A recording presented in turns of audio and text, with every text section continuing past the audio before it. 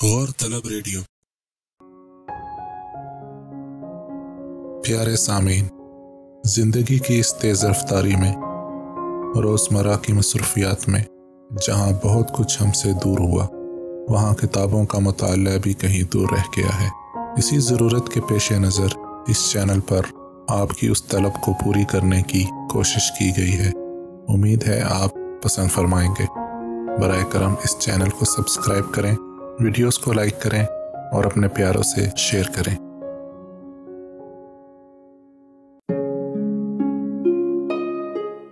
مہندی، مایوں، ڈھولکیوں میں مزے تو واقعی بہت آئے۔ عالیہ اور افضا نے دوست ہونے کا حق ادا کرنے کی پوری کوشش کی۔ صبح عنبر کے گھر پہنچ کر جوڑے ٹانگ رہی ہیں، اس کے خاندان کی لڑکیوں اور بہنوں کے ساتھ مل کر مہندی سجا رہی ہیں، اور شام کو کیل کانٹے سے لیس لڑکے والوں کے ساتھ گانے کے مقابلے کے لیے حلق پھاڑ پھاڑ کر جان لڑا رہی ہیں۔ یہ اور بات کہ بارات کا دن آنے تک دونوں کی آواز بیٹھ چکی تھی اور کمر تختہ ہو گئی تھی۔ جس دن بارات تھی اس دن وہ سارا دن عنبر کے ساتھ ساتھ رہیں۔ اس کو دلہن بنانے کے لیے بیوٹی پارلر لے کر جانا بھی انہوں نے اپنے ذمے لے لیا تھا۔ آپا جنہیں اماں کے ساتھ لگ کر 10,000 کاموں کی فکر پڑی رہتی تھی، سوچتی رہیں کہ اگر یہ دونوں نہ ہوتی اور انہیں بیوٹی پارلر کے لیے بھی 5 گھنٹے الگ کرنے پڑتے تو کیا ہوتا۔ اب تک کے ہلے گلے اور تام جھام میں ان سب کو ایک دوسرے سے ڈھنگ کی بات کرنے کا موقع ہی نہیں ملا تھا۔ آج ان کی عنبر کے ساتھ اس طرح کی بے فکری دوستی کا آخری دن تھا۔ اس کے ساتھ بیوٹی پارلر آنے کا بڑا مقصد بھی دراصل یہ آخری دن ساتھ گزارنا تھا، کچھ اپنی کہنا، کچھ اس کی سننا۔ لیکن تھوڑی دیر بعد انہیں احساس ہوا کہ صرف وہی کہہ رہی ہیں، عنبر کچھ نہیں کہہ رہی اور شاید کچھ سن بھی نہیں رہی۔ وہ خاموش سی ہے۔ اس کا اندازہ انہیں تھا، لیکن اب تک اس خاموشی کو وہ اداسی سمجھ رہی تھی۔ کسی بھی لڑکی کے لیے یہ وقت بہت کٹھن ہوتا ہے جب اسے اپنے پیاروں کو چھوڑ کر پرایا دیس بسانا پڑتا ہے، لیکن اس کے ساتھ ساتھ پیا کے پاس جانے کی خوشی بھی تو ہوتی ہے۔ عنبر کے چہرے پر وہ خوشی کیوں نہیں تھی جو ہونی چاہیے تھی؟ کوئی جوش، ولولہ، امید، لگن کچھ بھی تو نہ تھا، بس خاموشی سے بیٹھی بال بنوا رہی تھی۔ اتنا بولنے اور ایک ایک چیز میں مین میخ نکالنے والی ان کی سہیلی عنبر آج اپنی زندگی کے اس سب سے اہم موقع پر خاموش تھی۔ عنبر یار، کچھ تو کہو، یہ کیا ہوں ہاں لگا رکھی ہے؟ اب ہم تمہیں روز ملنے والے نہیں ہیں کان کھانے کے لیے۔ افضا نے اس کا مہندی لگا ہاتھ اپنے ہاتھوں میں لیتے ہوئے بڑے پیار سے کہا۔ اور کیا بھائی، کل سے ہم کہاں اور تم کہاں؟ سچی پہچانو گی بھی نہیں ہمیں پھر؟ عالیہ نے لقمہ دیا۔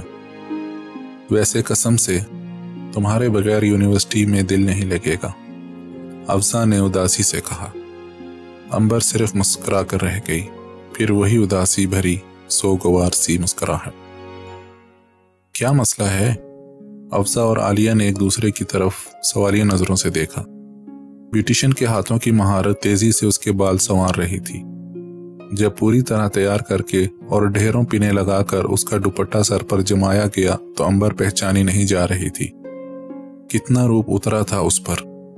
دونوں نے اپنی پیاری سہیلی کو باری باری گلے سے لگا کر پیار کیا۔ کتنی پیاری لگ رہی ہے میری جان عنبر، کیا ہوگا تیرے میاں کا؟ عالیہ نے اپنے گلے کا لاؤڈ سپیکر کا بے درغ استعمال کرتے ہوئے کہا۔ افضا نے عنبر کی آنکھوں میں نمی اترتے دیکھی، اس کا دل کٹ کر رہ گیا۔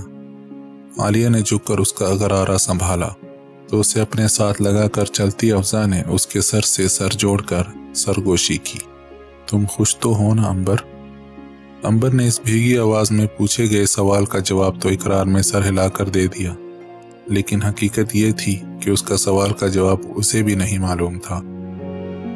اس کی شادی کا فیصلہ اتنی جلدی میں کیا گیا، اس کی پڑھائی چھڑوا دی گئی، یہ سب تو اپنی جگہ، لیکن جس شخص کے ساتھ وہ زندگی شروع کرنے جا رہی تھی وہ ایک عجیب ریشم کی الجھی ہوئی گتھی تھا، جس کو جتنا سلجھانے کی کوشش کرو وہ اتنی ہی الجھتی جاتی ہے۔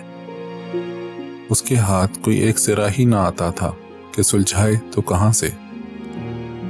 مہندی کے رسم کے بعد اس کی کزنز اور سہیلیوں نے آ کر آفاق کی بیزاریت اور سرد مزاجی کی کیسی کیسی تصویریں کھینچی تھی ہنس ہنس کر۔ نیک لینے دینے کے معاملے میں اس کی بے مروتی، سیدھے منہ بات نہ کرنا، عین رسم کے وقت غائب ہو جانا اور ڈھونڈے جانے پر اپنی گاڑی میں ایئر کنڈیشنر چلا کر بیٹھے ہوئے پایا جانا، ایسی باتیں تھی جن کو وہ دوسروں کے ساتھ مل کر وقتی طور پر ہنسی مذاق میں اڑانے کی کوشش کر چکی تھی، لیکن دل کے اندر جیسے گرہیں تھی کہ بڑھتی جا رہی تھی۔ سوال تھے کہ بڑھتے جا رہے تھے، ان گرہوں کو کیسے کھولے اور ان سوالوں کا جواب وہ کس سے مانگے، یہ بھی اسے معلوم نہیں تھا۔